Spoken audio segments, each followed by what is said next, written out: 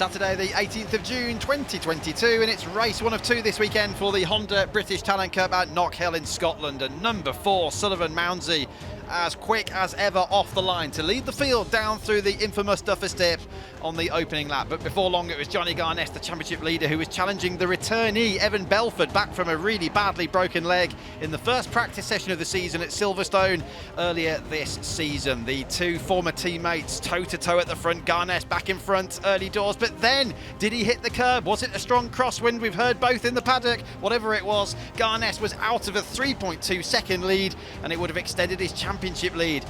Closest to us, Bailey Stewart-Campbell going through. Troy Jeffrey would achieve his first ever points in the championship and his first ever podium finish as well, in third place ahead of Bailey Stewart-Campbell, but up the line 0.4 of a second. Mounsey denied. Evan Belford, after Carter Brown had retired, was back in the championship and back on top here at Knockhill.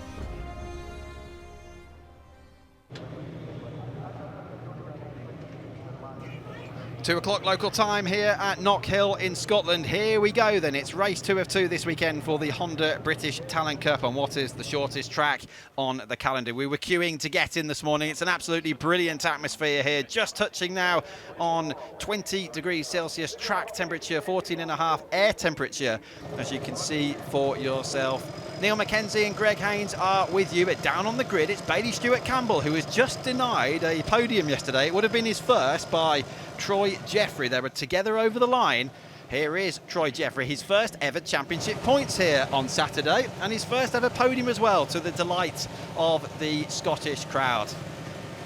Remember, they're lining up according to fastest laps from race 1. Carter Brown, we heard he had gearbox problems, engine problems. They've changed the engine between 4 and 8 o'clock last night. They were busy down there at the MLab Vision Track Academy. He's 4th on the grid. Here's Sullivan Mounsey, who was right up there yesterday, finished on the podium, in the middle of the podium for the half Jamaican, half British rider, middle of the front row. Evan Belford, returnee. He did the double here last year. He won the race here yesterday, and he's looking to get back into the championship mix following the absence from the first few races. But it's Johnny Garness, still up there in the championship, but this time he cannot afford to throw it away as he did with the strong crosswinds of Saturday. It's much calmer here on the weather front today. Nice clear sky. The sun is actually breaking through now here in Scotland, and the sun's broken through in the commentary box as well, because Neil Mackenzie's walked in. Good afternoon. Bring me sunshine, Greg. That's me. Yeah, look at that. The glorious weather here at Knockhill. 30 mile an hour winds yesterday, 5-6 mile an hour winds today. And it's so much better for all the riders in every class, but particularly this class. And I do believe Johnny Garness just got caught out on that chicane exit where there was a bit of a crosswind. Easily done. A few of the riders jumping off in practice and the race, but perfect camp conditions today. I watched this morning's warm-up for the Honda British Talent Cup, and all the retirees and crashers yesterday were all in the mix, in the top 6, in the top 10, so everybody got their bikes back together, all back on the pace, so no one suffering any problems, any injuries, or certainly going by the lap times. Here are the championship standings then. Garness with a 13-point advantage. It was a 19-point lead over Carter Brown coming into the weekend. Keanu Vaya was struggling with the low track temperatures, his dad was telling me yesterday, a lack of front-end feel, so he'll be happier today. We saw the 4th bridge there in the background. Carter Brown, Harrison Desoy, Julian Correa from Florida completing the championship top 5. Now, in terms of the grid, as I said before, it's the fastest laps for Saturday that decide the grid for the second 22-lap race on Sunday. There is the 4th bridge, one of the 3 actually, here in Scotland. Garness then on the pole, Belford and Mounsey alongside. Then it's Carter Brown, Troy Jeffrey for Scotland, fresh from that podium yesterday, and Bailey Stewart-Campbell. Desoy, Stevenson and Vaya happier with the warmer conditions. Lucas Brown's going well. Crosby had a bit of a difficult start to the weekend with an incident yesterday. Rowan alongside. Then it's Correa from America, McKay and Hitchcock. Walker's getting his confidence back ahead of Kelly and Edmonds, the youngest rider in the field at 12 years of age. It's a big field though. Eli Banish was caught up in a nasty accident here at the hairpin yesterday. 2 riders had an incident ahead of him. He clipped the bike, went flying up through the air. There's Horner, Ollie Horner.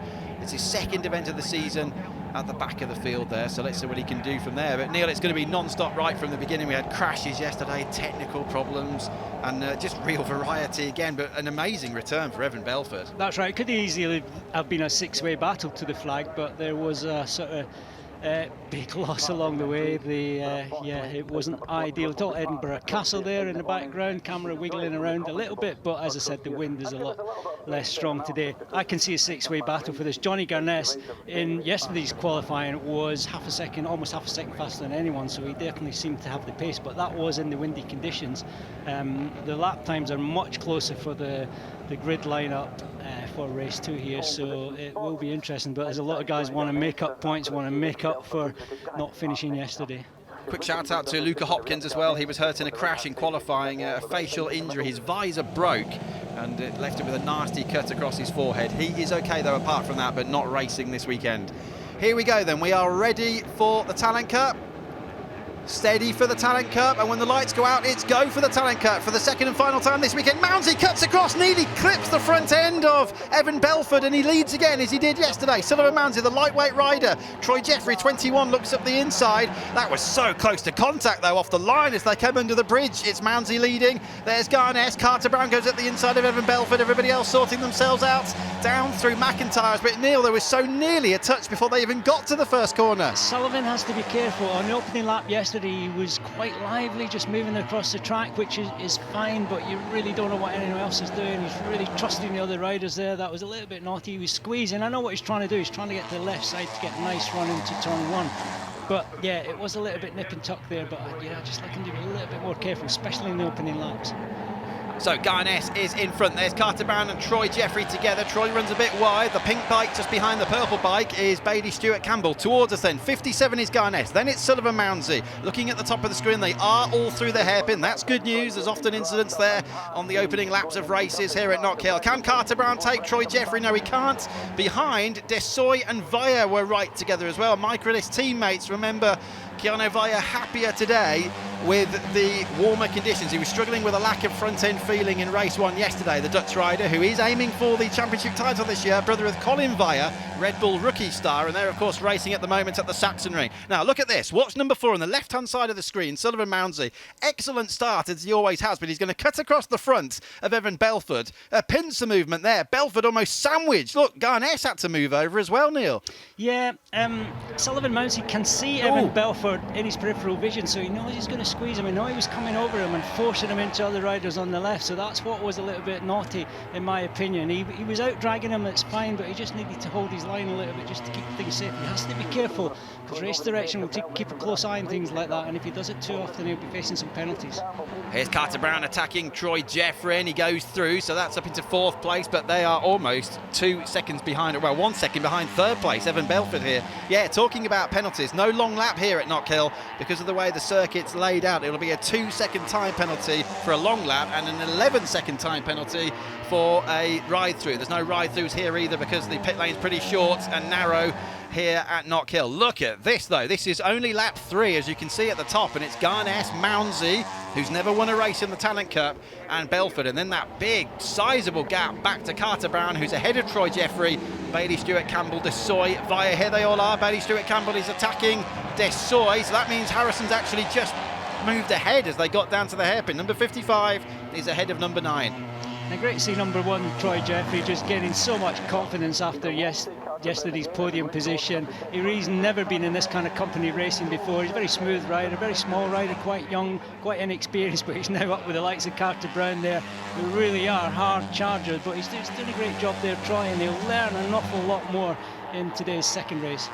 Bailey Stewart Campbell's a great rider to watch, isn't he? Not just because he's easy to spot, Neil, with the pink bike and the pink crash helmet, but his racecraft, he means business, doesn't it? He's generally in the top 6, top 7, battling for podiums. Not quite got there yet, but I'm sure it's just a matter of time.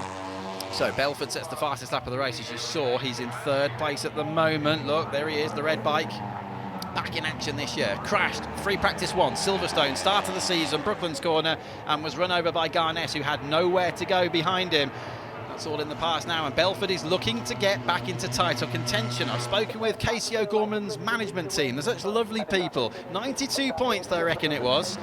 that Casey O'Gorman had as a deficit last year. Remember, he had a big crash here with Peter Willis at Knockhill and managed to come back through and actually win the title in 2021. Can Belford do it this year? He's got to clear Johnny Garness if he's to do that. Yeah, why not? And Casey O'Gorman can only be an inspiration, and just shows you Casey O'Gorman's racing with these guys last year, and he's shown what he can do at world level now in the Red Bull Rookies, also in the European Talent Cup. He's absolutely flying, and I know there's a lot of eyes in the MotoGP paddock already looking on 14-year-old Casey O'Gorman for the future. Belford has a look. It is great. Oh, and he runs wide. Garness runs wide, and Sullivan Mounsey will lead here at Knockhill. But you're now going to see the lightweight Garness side by side with Belford over the line. Look, they're in the toe of Sullivan Mounsey as well, and sticking the legs out. We often see that, don't we, in the Talent Cup? Yeah, that really just creates a bit of draft, a bit of resistance. Just he doesn't really want to accelerate past everyone. He's just holding himself back there while he can still keep the throttle open, which is quite important. Yeah, we might get another look here at the hairpin. Yeah, Johnny Garness committed late on the brakes and tipping in there, but I think the front just tucked a little bit, had to release the brakes, let himself cruise up the hill onto the hairpin, up through the hairpin, and just keep things safe. Now, Evan Belford's fancying a run at the front. Oh, that was tight, wasn't it, through Clark Corner? This is the left-hander at Hislop. So now it's the 14-year-old from Grendon in Warwickshire. On the right-hand side is 57. That's the 13-year-old from Ilfracombe in Devon. And then here he comes, right on cue. Sullivan Mounsey dives up the inside, the 15-year-old from London, and back up into that second place. But they're in a league of their own in this race. That fighting further back's really hindered them. Yeah, it's going to be interesting watching Johnny Garness. Pretty much a drag race up the start-finish straight here at Knockhill. He's quite confident that he can sit there and look at that. Passes Sullivan Mounsey into turn one, down the hill through the first left-hander, and then into Scotsman. I suppose the good news is for Johnny Garness here, Neil, he knows that Belford's not really in title contention at the moment. The same goes for Mounsey. Carter Brown is behind him in the race. Desoy, Crosby, Correa, they're all behind him in this race, and he'll be thinking about that, I guess. I think, yeah, but he'll also be thinking about what Casey O'Gorman did last year. You can never write any of these off. There's a lot of races, a lot of laps of racing coming up over the season for these guys, and anything can happen as we saw yesterday. So up to the Taylor's hairpin we go. Is this Garness going back underneath Belford? Look at Mounsey! He's lost it! He was out of control on the brakes, and he takes out Evan Belford, yesterday's winner. And that is a gift from heaven in the nicest possible way for Johnny Garness, as Mounsey gets it wrong and takes out Evan Belford at the end of lap 8. I think my last words were, anything can happen. As they were coming along here, and look at Johnny Garness in nice and safe. Evan Belford turning in. Sullivan Mounsey late on the brakes, doing his back shifting, but you see the front just bobble for a minute there, locked the front up, and down he went. If he was a little bit to the left of Evan Belford, he would have been perfectly okay. He would have gone down, he wouldn't have taken out Belford. Looks like Evan Belford hurt his leg there, and we know that he's just coming back for an injury. Wrong place, wrong time for Evan Belford. Shades of Rinaldi and Gerloff there in Estoril last year. He wasn't trying to pass him, he made a mistake, and that's nice to see. Evan Belford, despite clearly being in some pain, he knows he wasn't trying to take him, he just made a mistake. He's even helping him to take the crash helmet off. Johnny Garness is released then. He's 3 seconds ahead of Troy Jeffrey in second place. Troy Jeffrey is Larry, how many strikes is it before you get the incoming call? Now, dare I say it, let's just remind ourselves what happened yesterday. He had a 3.2 second lead, exactly the same gap now, down to the 10th, 3.2. He came through this next chicane and he crashed out of the race, so he'll definitely have that in the forefront of his mind. There's Troy Jeffrey in second for Scotland. Carter Brown is third, and this is major points gain for Carter Brown, with two of them having gone ahead of him. Behind them, Keanu Vaya, definitely happier today than he was yesterday with his improved front-end feel. Look at the lean angle there from Troy Jeffrey. Harrison Desoy is fifth. Bailey Stewart Campbell is sixth. Then it's Lucas Brown. Reese Stevenson is eighth from Harrison Crosby on the Banks Racing Machine. Rowan is 10th. Hitchcock, Correa, McKay, Edmonds, Kelly completing the point scorers. And now cutting through is Lucas Brown as he takes Stewart Campbell. No, he doesn't. This is the fight for sixth.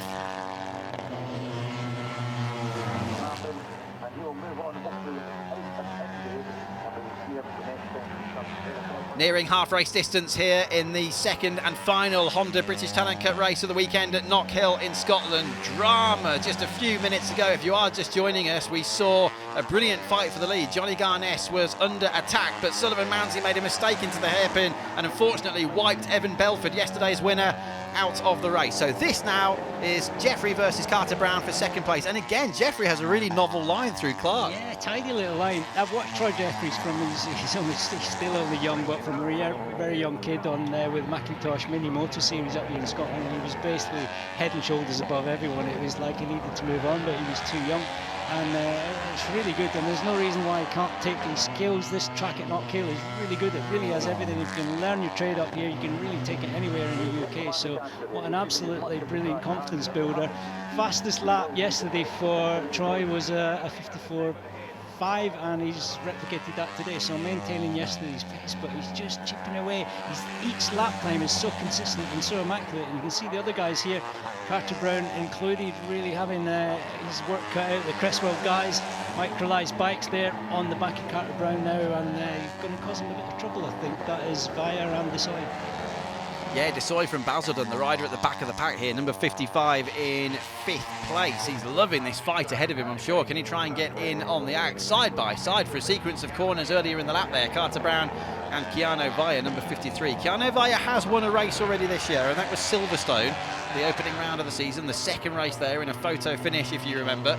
And he's the brother of Colin Via, who's a Red Bull rookie star. He was also the 2019 European Mini Moto champion, and he actually beat Johnny Garnes to that title. Here's Carter Brown back up the inside then of Via. Troy Jeffrey, though, he's got to be one of the performers of the weekend. This is another sensational performance for the 13-year-old from Kelso, just up the motorway from here. Yeah, I love the way he's riding, because he's so immaculate, a lot like Johnny Garnes, just neat and tidy. With the other guys, you can tell they're riding really hard. Sullivan Mousey probably riding the hardest out of everyone until he became unstuck there. But yeah, Troy Jeffrey just keeping things nice and tidy, just inch perfect coming out. Clark said he doesn't want to go on the green concrete, or he will be looking at a time penalty, but yeah, just keeping everything safe at the moment.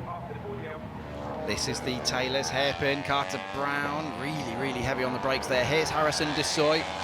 And Keanu Via, I believe his brother Colin Via, he might even have won the Red Bull Rookies race this year. If not, he's been on the podium, so really making progress in that championship as well. And of course, one of the riders he's fighting with there is Casey O'Gorman, last year's champion from the British Series. Look at this, the two black bikes together. On the left is Reece Stevenson, round the outside, trying to defend this place is Lucas Brown. This is 7th, 8th, and behind them in 8th place, Harrison Crosby. Here he is, number 15. Had that problem yesterday at this very part of the track. Ended up in the gravel on the Banks racing machine, and it just, you get the feeling now that they're being held up here by Bailey Stewart Campbell.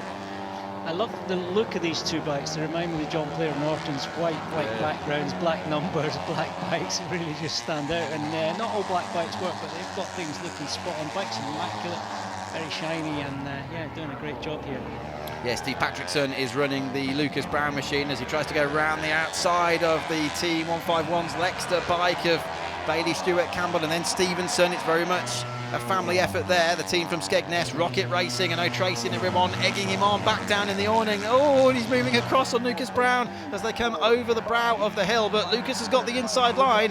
His dad Lee very much backing him and always has done up through the ranks. Fab Racing and then into the British Superbike paddock, back through at McIntyre's. Brilliant fight, but he's exceeded track limits. He should be all right with that one, but he can't do that too many more times. Otherwise, he won't get a long lap penalty. We don't have one here, as we said before, but that 2-second time penalty. Yeah, and just about to mention that, just when Troy Jeffries, the young Scot, is impressing us, he sets the fastest lap of the race, 54.2. So a couple of tenths off the lap record, but certainly great to see him making progress. And he's doing that under pressure from the number 74, Carter Brown. Still 3 seconds behind Johnny Garnes. We almost forgot about him. He's way out at the front. Yeah. And lapping consistently. And I would think Johnny's experienced, he's been controlling things.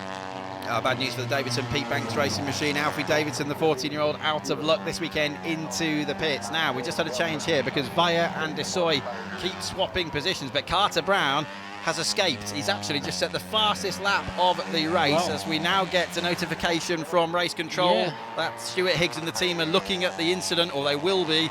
Yeah, it's under investigation already, the Mounsey-Belford incident. Well, it won't be a penalty for Evan Belford, will it? Let's put it that way. And that is a new lap record, Greg, 53.9, so just under Johnny Garnes' lap record from yesterday. And he's closed right in Troy Jeffries now, so this is going to go all the way to the flag. Here they are, coming into sight, coming down the hairpin, followed by the Cresswell microlized machines.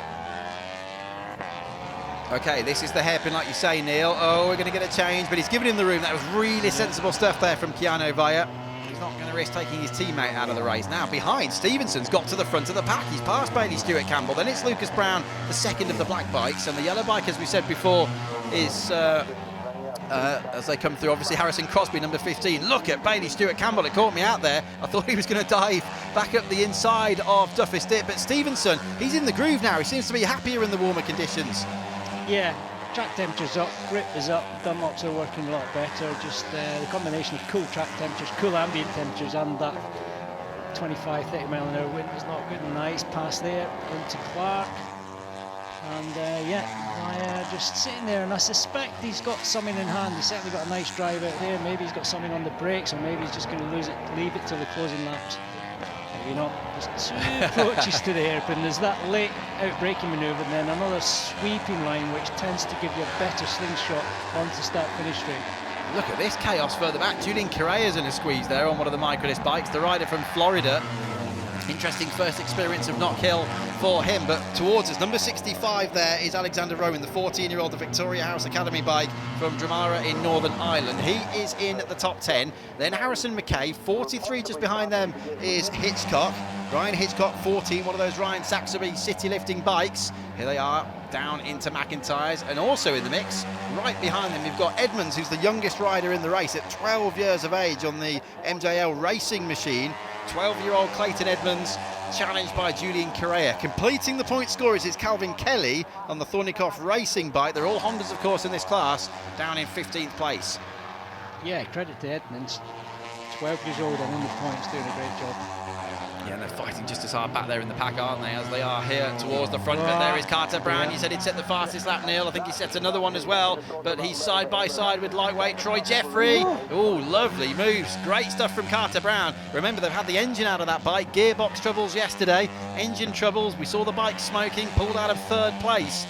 4 hours it took them, and was that Jeffrey exceeding track limits? Yeah, certainly borderline there as he headed out of Scotsman down through Butchers and up to the chicane. But what Troy has to do now is just try and stay calm, keep his rhythm going, follow Carter Brown even to the last lap, because I believe if he can come out the hairpin alongside him, he would outdrive him to the line. Yeah, look how he's ducking down under the bubble there. That is 8 tenths quicker now. You said it before, didn't you? 8 tenths quicker than the lap record coming into the weekend. Yeah, and Carter Brown's just gone faster on that last lap. Another new lap record, 53.8. So he's doing that at the front. He's desperately trying to tuck himself in, isn't he? But he knows what's going to happen on the start-finish, and there you go. Yeah, look at that. The flag does come up quite early, so I would say... yeah, there's a chance that he could even come out the hairpin behind Carter Brown. Carter Brown going round him at Scotsman, not sure that'll work, but he gets the cutback, so perfectly positioned as they head downhill. For old Carter Brown, he does seem to have to work so hard just with his sort of no fault of his own, a little bit heavier, a little bit bigger, and struggles harder. It's harder for him to get sucked in, but really he's doing his riding skills, no end of good. Yeah, great stuff for the 15-year-old from Bridgewater in Somerset. But yeah, it's about racecraft, isn't it? It's all very well taking advantage of a lightweight, advantage on the straight, but he's learning to ride around these issues, isn't he? He is, yeah, that'll serve him well as he moves up the classes onto bigger bikes. Okay, now they're coming up to a few back markers here. Ollie Horn is in there fighting away with Holly Harris. They're further down the field in 26th and 27th places, so the blue flags will be out. And what's that? Something flapping around, I think, on the left-hand side of Troy Jeffrey's bike there. So this is 74 Carter Brown. Have a look on the left-hand side. I thought I saw something a little bit loose. Was it on the boot? It might be, could be some duct tape that may well have had in the radiator, or maybe even some duct tape on his leathers, not sure, but yeah, can't really see anything now. Oh, this is working well for Carter Brown. Yeah, he takes Holly Harris on the FHO bike. Oh, that did not work out for Troy Jeffrey. Nothing Holly did wrong there. It was just the way she was caught on the apex of Clark Corner. But look how the gap's opened up to Carter Brown now. Right, he's got another obstacle at the chicane, at the hairpin. Troy Jeffrey will be able to close in here. He's going to get a nice run up the hill as they head out. He's almost going to get a little bit of slipstream here from Carter Brown.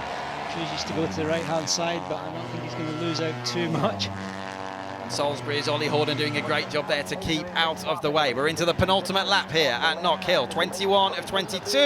That's the second time they've come close to touching there. Down through Duffus, over the line for the record. It was Carter Brown ahead, but again, it was less than a tenth of a second.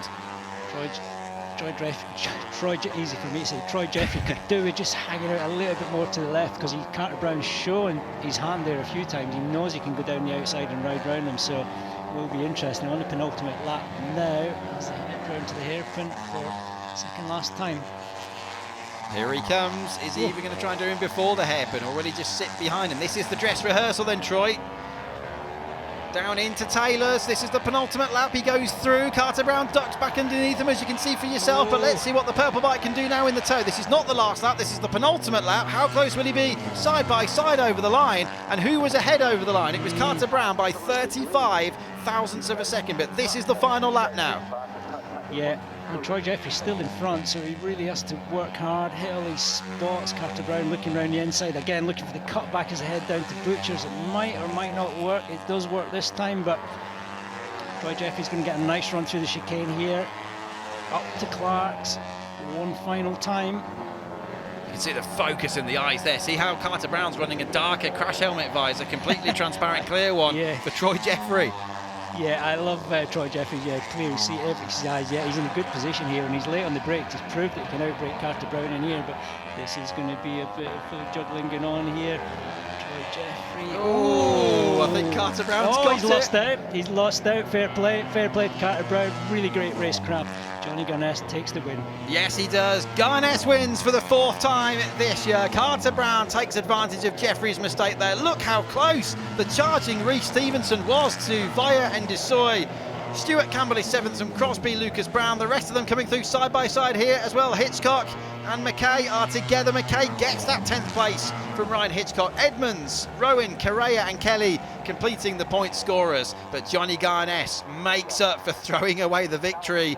Ended up in the gravel on Saturday. It'll be top step of the podium to extend the championship lead. It was a good weekend for Garness after all.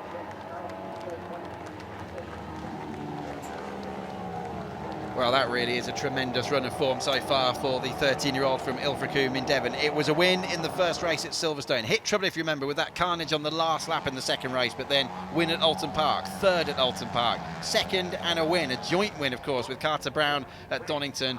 Threw away a 3-second lead yesterday and does take the checkered flag today. And a new lap record for Carter Brown, 8 tenths quicker than Belford's previous record from last year. And as for Troy Jeffrey, he's got to be, Neil, I think it's fair to say, here in Scotland, the star of the weekend. Surely it's 2 podiums, 2 third places for the rider who hadn't scored championship points before this weekend. He would have signed on the dotted line for that before he came here, 100%. And yeah, he just missed out in that second place, but still another podium, as you said. And what he's learned this weekend is invaluable. When you're racing elbow to elbow with the likes of Carter Brown, then you're having a great weekend, and his riding skills and talent has come on so much. They will be celebrating tonight in Scotland. But fair play Johnny Garness, masterclass in the Honda British Talent Cup once again from the man. He really loves this Knockhill circuit, did a great job, and as you said, made up perfectly for yesterday's little mistake. Yeah, and he's learning all the time now all about how to set up the bike, his racecraft, and he's just getting quicker and quicker and quicker, and it's looking very ominous indeed for the rest of the Talent Cup field this season.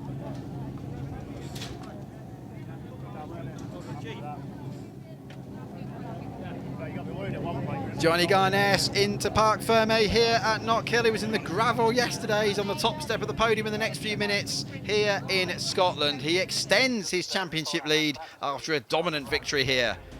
Well, it was a case of what might have been. Remember, Sullivan Mounsey made a mistake and unfortunately took Evan Belford out of the race. It was a 3-way scrap at that point. It left Garness, not taking anything away from Johnny, 2.7 seconds in the lead. Troy Jeffrey there behind Carter Brown, and a little mistake at the last corner, but what a brilliant weekend with 2 third places. Via gets the better of Desoy, and who knows how important those points might be come the end of the season. Stevenson charged through, took 3, 4, 5 positions even, ahead of Stuart Campbell, Crosby, Brown and McKay, who was side by side with Hitchcock over the line. Clayton Edmonds, the 12-year-old, in 12th place. Rowan, Correa and Filip Surowicz, the rider from Poland, completing the point scorers here. Scott McPhee, don't forget Scott, the cousin of John McPhee, multiple Moto3 World Championship winner, down there as well, looking to improve all the time in this, his first season. So what's the situation? It was 19 points for Garness over Brown coming into the weekend, and after all that, he's actually increased it by 5 up to 24. Via is still third, Desoy is still fourth, Crosby loses ground. He was 5th coming into Knockhill, ends up 7th, so that promotes Correa and Hitchcock as Lucas Brown completes the championship top 10. Mounsey 11th, but it would have been more than that, of course, had he managed to finish on that podium today. Really, really unfortunate, it has to be said. And Troy Jeffrey, what a brilliant weekend. 32 points on the board. It was 0 coming into the weekend. He's up into 15th in the championship already.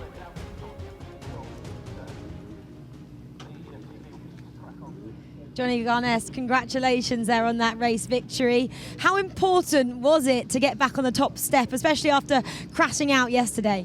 Yeah, what an amazing race. But first of all, I'd like to dedicate this win to one of my dad's best mates who sadly passed away the other day.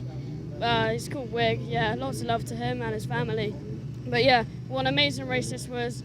I had to play the long game and just relax, but unfortunately Sully and Evan collided.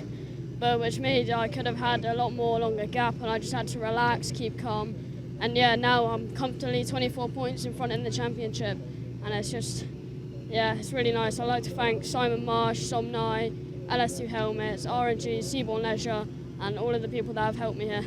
Really well said, Johnny, there. Your 4th win of the season. Congratulations. Thank you. Many thanks, Rachel Stringer. What a professional Johnny Garness is there, thanking all the sponsors, and many commiserations for us, and we're thinking of Tom as well. His dad, as we just heard there, lost his best mate the other day. So what a great way to respond there for Johnny Garness. And Neil, he's been over in Spain as well. He was with the European Talent Cup last weekend in Barcelona, and of course he's learning now, isn't he, to adapt from one championship to another. They're on Dunlop tyres here, they're on Bridgestones there, they've got open exhausts here. Over there, they're restricted here, different bike weights, and wherever he goes now, he's learning to adapt to different circumstances, different weather conditions. Look, there is the sign there, thinking of that close family friend that his dad Tom's just lost. Gave me a tear in my eye, but yeah, what a brilliant way to finish the weekend. Yeah, and Johnny very much in the Vision Track structure. That's a great structure, looking after kids from a very young age, all kinds of championships, all the way up to obviously the Moto3 World Championships. So doing a great job there for lots of kids in different championships in many paddocks. So what do you think the others can do now? Because I'm not going to say he's unbeatable, because we've seen this weekend how things can change so quickly, but we're 8 races in to an 18 race series. I know he's only pretty much the amount of one race win in front, but he seems to have it really under control, doesn't he? He seems to be dictating the pace, as it were, Johnny Garness. That's right, and I do like to see that in a one-mate championship like this, because you need someone that stand out. They're all brilliant kids. I'm sure they'll all have great careers, but it's really nice when you see a standout kid like Casey O'Gorman, because you know that they can go to the next level and take things all the way. So that's good what he's doing. He's got the job sorted. He's really speaks well. He is a full package. So. But he just has to keep going, learning and move forward. But yeah, he's looking in great shape at the moment. Well done indeed, Johnny Garness. Another great podium, his 4th win of the season, and he extends his lead in the Honda British Talent Cup.